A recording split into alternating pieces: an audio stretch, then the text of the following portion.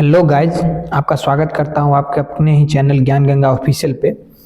देखो आज ना हम 34 most important GK GS questions देखेंगे जो कि किसी भी गवर्नमेंट एग्जाम के लिए मोस्ट इम्पोर्टेंट है, चाहे फिर आप वो एसएससी का ले लो, रेलवे ले लो। ठीक है, चलिए शुरू करते हैं। पहला क्वेश्चन, उत्तल दर्पण द्वारा बना प्रतिबिंब कैसा होता है? तो देखिए, उत्तल दर्पण द्वारा जो बना प्रतिबिंब है ना, वो काल्पनिक तथा सीधा होता है। ऑप्शन नंबर सी इसका सही आंसर हो जाएगा। अगला देखते हैं, क्वेश्चन नंबर 2, गोलीय दर्पण की फोकस दूरी उसकी वक्रता त्रिज्या की क्या होती है? तो देखिए, गोलीय दर्पण की फोकस दूरी ना उसकी वक्रता त्रिज्या की आधी होती है। ऑप्शन नंबर ए सही आंसर हो जाएगा। ठीक है, अगला देखते हैं, क्वेश्चन नंबर 3। देखिए, क्वेश्चन नंबर 3 हमारा, हजामत बनाने के लिए किस दर्पण का व्यवहार किया जाता है? हजामत कहने का मतलब है दाढ़ी बनाने के लिए। ठीक है, दाढ़ी वगैरह जो बनाते हैं तो इसी को हजामत बोला जाता है। हजामत बनाने के लिए किस दर्पण का व्यवहार किया जाता है, या मतलब इसको कह सकते हैं किस दर्पण का उपयोग किया जाता है? सही आंसर हो जाएगा अवतल दर्पण। ठीक है, हजामत बनाने के लिए अवतल दर्पण का उपयोग करते हैं हम। ठीक है, अगला देखते हैं, क्वेश्चन नंबर 4, द्रव्य का आपेक्षिक घनत्व किससे मापा जाता है? तो देखिए, द्रव्य का जो आपेक्षिक घनत्व है ना, वो हाइड्रोमीटर से नापा जाता है। ठीक है, द्रव्य का आपेक्षिक घनत्व हम हाइड्रोमीटर से नापते हैं। ऑप्शन नंबर बी सही आंसर हो जाएगा। चलिए अगला देखते हैं,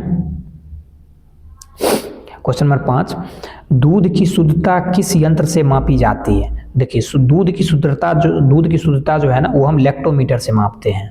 ठीक है, दूध की शुद्धता किस यंत्र से मापी जाती है? तो आंसर हो जाएगा ऑप्शन नंबर ए, दूध की शुद्धता हम लैक्टोमीटर से मापते हैं। अगला देखते हैं, क्वेश्चन नंबर 6, मोटर गाड़ी के चालक के सामने क्या लगा रहता है? देखिए, मोटर गाड़ी बाइक जो आप चलाते हो तो उसमें जो आईना लगा होता है लेफ्ट साइड, दोनों साइड। तो ये क्वेश्चन पूछ रहा है, मोटर गाड़ी के चालक के सामने कौन सा दर्पण लगा रहता है? ठीक है, कौन सा आईना लगा रहता है? उस दर्पण को क्या कहते हैं? अवतल कहते हैं, उत्तल कहते हैं, समतल, या फिर एक लेंस कहते हैं, क्या कहते हैं? सही आंसर हो जाएगा उत्तल दर्पण। तो मोटर गाड़ी के चालक के सामने लगा रहता है उत्तल दर्पण। ठीक है, ऑप्शन नंबर ए सही आंसर हो जाएगा। अगला देखते हैं, क्वेश्चन नंबर 7, फोटोग्राफिक कैमरे का अभिदृश्यक कैसा होता है? देखिए, फोटोग्राफिक कैमरे का अभिदृश्यक कैसा होता है? क्वेश्चन कह रहा है फोटोग्राफिक कैमरा, वो जो वीडियो मतलब शादी ब्याह में जो वीडियो रिकॉर्डिंग करते हैं तो उसमें जो जिस कैमरे से रिकॉर्डिंग होती है उसमें कौन सा लेंस लगा रहता है? क्वेश्चन ये पूछ रहा है। ठीक है, तो उसमें कौन सा अभिदृश्यक होता है या कौन सा लेंस रहता है? सही आंसर हो जाएगा उत्तल लेंस। ठीक है, सही आंसर हो जाएगा ऑप्शन नंबर बी उत्तल लेंस। फोटोग्राफिक कैमरे का अभिदृश्यक कैसा होता है? तो उत्तल लेंस का बना होता है। ठीक है, अगला देखते हैं, क्वेश्चन नंबर 8, पानी में हवा का बुलबुला किस तरह का व्यवहार करता है? देखिए, पानी में हवा का जो बुलबुला है ना, वो अवतल लेंस की तरह व्यवहार करता है। ठीक है, पानी में हवा का बुलबुला किस तरह का व्यवहार करता है? तो सही आंसर हो जाएगा, पानी में हवा का बुलबुला अवतल लेंस की तरह व्यवहार करता है। ठीक है, अगला देखते हैं, क्वेश्चन नंबर 9, वायुमंडल की आर्द्रता किससे मापी जाती है? देखिए, वायुमंडल की आर्द्रता जो है ना, वो हम हाइग्रोमीटर से मापते हैं। वायुमंडल की आर्द्रता किससे मापी जाती है? तो सही आंसर हो जाएगा ऑप्शन नंबर ए, वायुमंडल की आर्द्रता जो है वो हम हाइग्रोमीटर से मापते हैं। अगला देखते हैं, क्वेश्चन नंबर 10, इनमें से कौन सा भूकंप मापी यंत्र है? मतलब जिससे हम भूकंप का पता लगाते हैं। ठीक है, कि कितने रिएक्टर पे भूकंप आया। ठीक है, तो चलिए इसका सही आंसर हो जाएगा option number A, seismograph. Seismograph से हम भूकंप की तीव्रता का मापन करते हैं कि भूकंप कितनी तीव्र थी। ठीक है, तो इनमें से कौन सा भूकंप मापी यंत्र है? सही आंसर हो जाएगा सिस्मोग्राफ, ऑप्शन नंबर ए। अगला देखते हैं, क्वेश्चन नंबर 11, ध्वनि की तीव्रता किससे मापी जाती है? देखिए, ध्वनि की तीव्रता जो है ना, वो डेसिबल से हम मापते हैं। ध्वनि की तीव्रता किससे मापी जाती है? तो ध्वनि की तीव्रता हम डेसिबल से मापते हैं। ऑप्शन नंबर ए सही आंसर हो जाएगा। अगला देखते हैं, क्वेश्चन नंबर 12, मानव रेटिना पर बना प्रतिबिंब कैसा होता है? तो देखिए मानव रेटिना पर जो बना प्रतिबिंब है ना वो वास्तविक एवं उल्टा होता है। ऑप्शन नंबर बी सही आंसर हो जाएगा। मानव रेटिना पर बना प्रतिबिंब कैसा होता है? तो मानव रेटिना पर बना प्रतिबिंब वास्तविक एवं उल्टा होता है। ऑप्शन नंबर बी सही आंसर हो जाएगा। अगला देखते हैं क्वेश्चन नंबर 13। देखिए जब कोई वस्तु को दो समानांतर समतल दर्पण के बीच रखी जाती है तो बने हुए प्रतिबिंब की संख्या कितनी होगी? देखिए जब कोई वस्तु को दो समानांतर समतल दर्पण के बीच रखी जाती है तो बने हुए प्रतिबिंब की संख्या अनंत होती है। ठीक है, सही आंसर हो जाएगा बी। जब कोई वस्तु को दो समानांतर समतल दर्पण के बीच रखी जाती है तो बने हुए प्रतिबिंब की संख्या अनंत होती है। ऑप्शन नंबर बी सही आंसर हो जाएगा। अगला देखते हैं, चलिए क्वेश्चन नंबर 14, हृदय की गति सुनने के लिए किस यंत्र का प्रयोग किया जाता है? ठीक है, हार्ट बीट सुनने के लिए किस यंत्र का प्रयोग किया जाता है? तो सही आंसर हो जाएगा ऑप्शन नंबर सी स्टेथोस्कोप। ठीक है, स्टेथोस्कोप से हम हृदय की गति हार्ट बीट की गति सुनते हैं। ठीक है, हृदय की गति सुनने के लिए किस यंत्र का प्रयोग किया जाता है? ऑप्शन नंबर सी स्टेथोस्कोप सही आंसर हो जाएगा। अगला देखते हैं क्वेश्चन नंबर 15, वायुमंडलीय दाब किससे मापी जाती है? तो देखिए वायुमंडलीय दाब जो है ना वो हम बैरोमीटर से मापते हैं। ठीक है, वायुमंडलीय दाब किससे मापी जाती है? ऑप्शन नंबर डी सही आंसर हो जाएगा। बैरोमीटर से हम वायुमंडलीय दाब मापते हैं। ठीक है, अगला देखते हैं क्वेश्चन नंबर 16, सरल सूक्ष्मदर्शी में वस्तु को कहाँ रखा जाता है? तो देखिए सरल सूक्ष्मदर्शी में ना वस्तु को लेंस और प्रकाश केंद्र के बीच रखा जाता है। ठीक है, सरल सूक्ष्मदर्शी में वस्तु को कहाँ रखा जाता है? देखिए सही आंसर हो जाएगा ऑप्शन नंबर ए, सरल सूक्ष्मदर्शी में वस्तु को हम लेंस और प्रकाश केंद्र के बीच रखते हैं। ठीक है, अगला देखते हैं क्वेश्चन नंबर 17, वनस्पति तेलों से कृत्रिम घी बनाने में किस उत्प्रेरक का प्रयोग किया जाता है? देखिए ऑप्शन नंबर सी निकील इसका सही आंसर हो जाएगा। निकील आप कह लो या निकेल कह लो। ठीक है, ये एक तरह का आप कह सकते हो केमिकल कंपाउंड है, केमिकल कंपोजिशन है। वनस्पति तेलों से कृत्रिम घी बनाने में किस उत्प्रेरक का प्रयोग किया जाता है? ऑप्शन नंबर सी निकील या निकेल सही आंसर हो जाएगा। ठीक है, चलिए आगे देखते हैं क्वेश्चन नंबर 18, अमोनिया गैस बनाने की हैबर विधि में किस उत्प्रेरक का प्रयोग किया जाता है? तो सही आंसर हमारा हो जाएगा ऑप्शन नंबर ए लौह चूर्ण। अमोनिया गैस बनाने की हैबर विधि में, कौन सी विधि में? हैबर विधि में, ध्यान दीजिएगा। अमोनिया गैस बनाने के लिए हैबर विधि में किस उत्प्रेरक का प्रयोग किया जाता है? सही आंसर हो जाएगा लौह चूर्ण। ठीक है, सही आंसर हो जाएगा लौह चूर्ण। चलिए अगला देखते हैं 19 नंबर, इसका ना कलर हम चेंज कर लेते हैं, ये कलर शायद हाँ ये ज़्यादा बेहतर। चलिए क्वेश्चन नंबर 19, अवतल दर्पण में वस्तु का प्रतिबिंब दर्पण के पीछे काल्पनिक सीधा तथा वस्तु से बड़ा बनता है जब वस्तु होती है कहाँ पर, किस जगह पे होती है? तो जब वस्तु होती है फोकस और ध्रुव के बीच में। ठीक है, फोकस और ध्रुव के बीच में।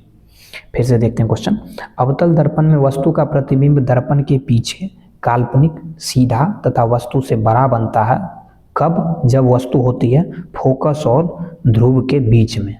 ठीक है, चलिए अगला देखते हैं क्वेश्चन नंबर 20, रक्त का दाब किस यंत्र से मापा जाता है? देखिए रक्त का दाब जो है ना वो हम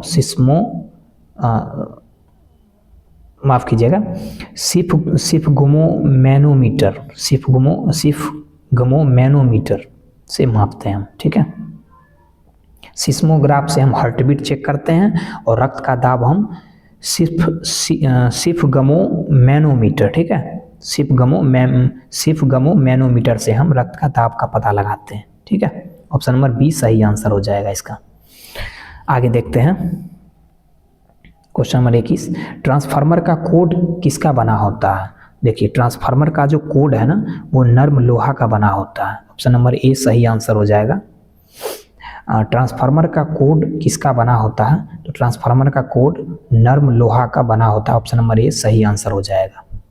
अगला देखते हैं क्वेश्चन नंबर 22, ट्रांसफार्मर किस सिद्धांत पर आधारित है? ये क्वेश्चन बहुत इंपॉर्टेंट है। ये आप जो आरआरबी एनटीपीसी का 12th लेवल वाला जो एग्जाम देते हो या फिर एसएससी एमटीएस हो गया, इस तरह के एग्जामों में ना इस तरह का क्वेश्चंस बहुत आता है। चलिए क्वेश्चन नंबर 22 देखते हैं। ट्रांसफार्मर किस सिद्धांत पर आधारित है?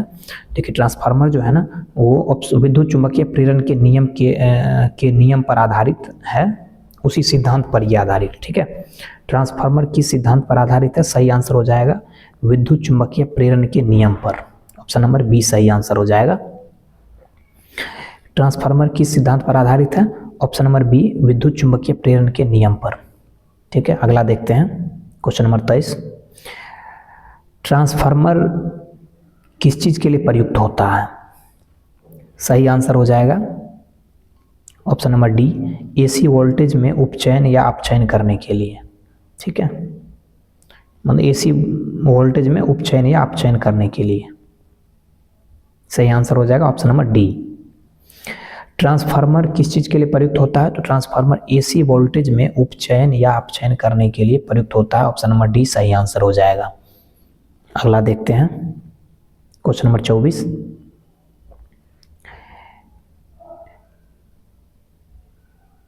व्हीट स्टोन ब्रिज का व्यवहार किसे मापने में किया जाता है? ठीक है, व्हीट स्टोन ब्रिज का व्यवहार किसे मापने में किया जाता है? सही आंसर हो जाएगा प्रतिरोध। ठीक है, ऑप्शन नंबर सी सही आंसर हो जाएगा। व्हीट स्टोन ब्रिज का व्यवहार किसे मापने में किया जाता है? सही आंसर हो जाएगा ऑप्शन नंबर सी प्रतिरोध। अगला देखते हैं, देखिए क्वेश्चन नंबर 25 क्या है? पानी के अंदर ध्वनि सुनने का यंत्र क्या कहलाता है? पानी के अंदर ध्वनि जो हम सुनते हैं उसको देखने के लिए कौन सा यंत्र का उपयोग किया जाता है, उसको पता लगाने के लिए? सही आंसर हो जाएगा hydrophone. Hydrophone option number D. ठीक है, पानी के अंदर ध्वनि सुनने का यंत्र क्या कहलाता है? तो पानी के अंदर ध्वनि सुनने का यंत्र कहलाता है हाइड्रोफोन। ठीक है, हाइड्रोफोन। अगला देखते हैं क्वेश्चन नंबर 26। लाउड स्पीकर में ऊर्जा किस में परिवर्तित होती है? देखिए लाउड स्पीकर में ऊर्जा जो है ना वो विद्युत से यांत्रिक एवं यांत्रिक से ध्वनि ऊर्जा में परिवर्तित होती है। ऑप्शन नंबर बी सही आंसर हो जाएगा।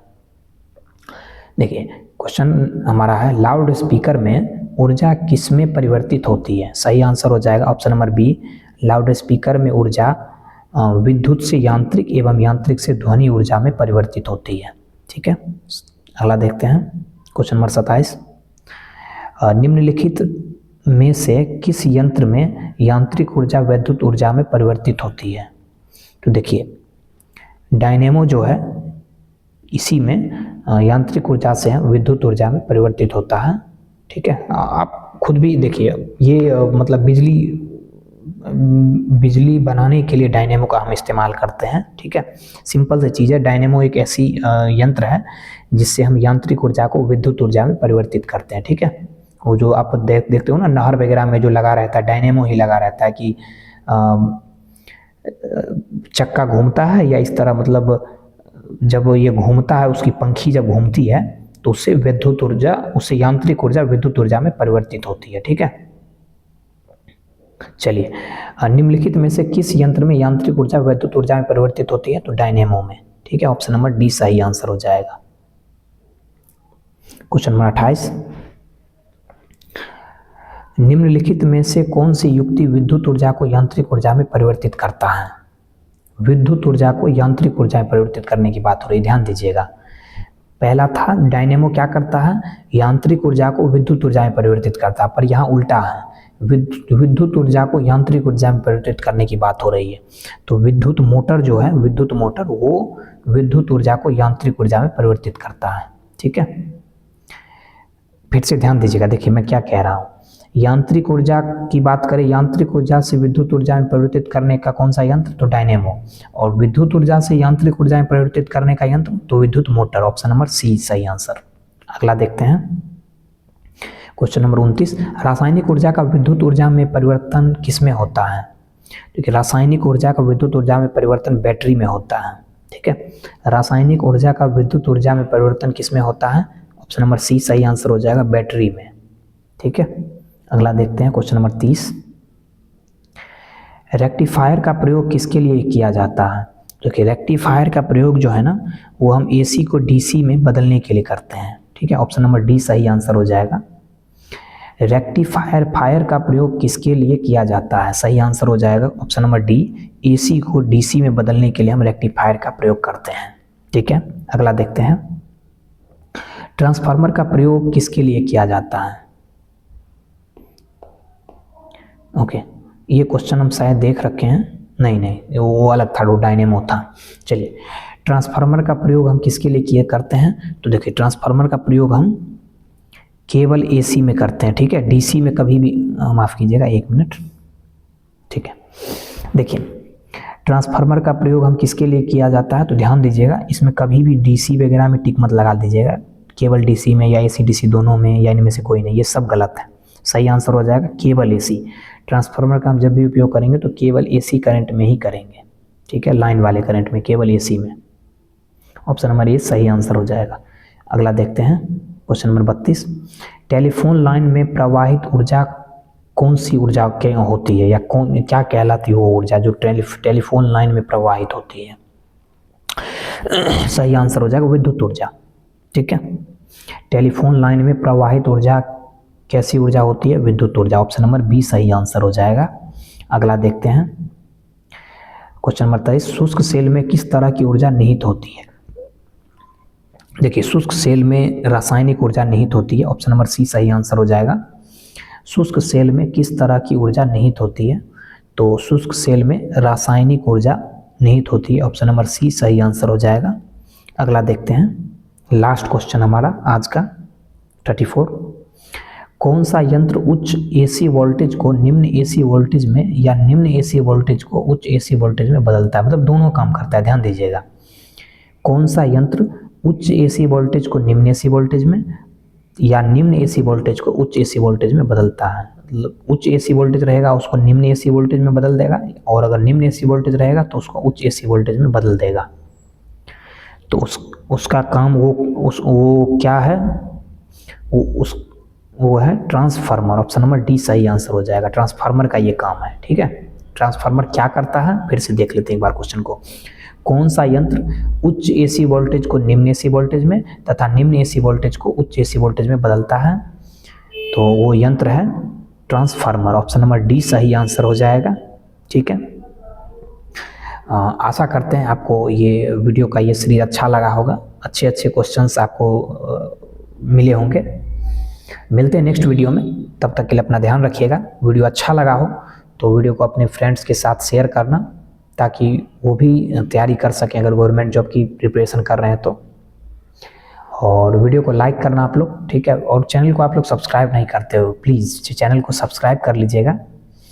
मिलते हैं नेक्स्ट वीडियो में, तब तक के लिए जय हिंद, जय भारत, वंदे मातरम।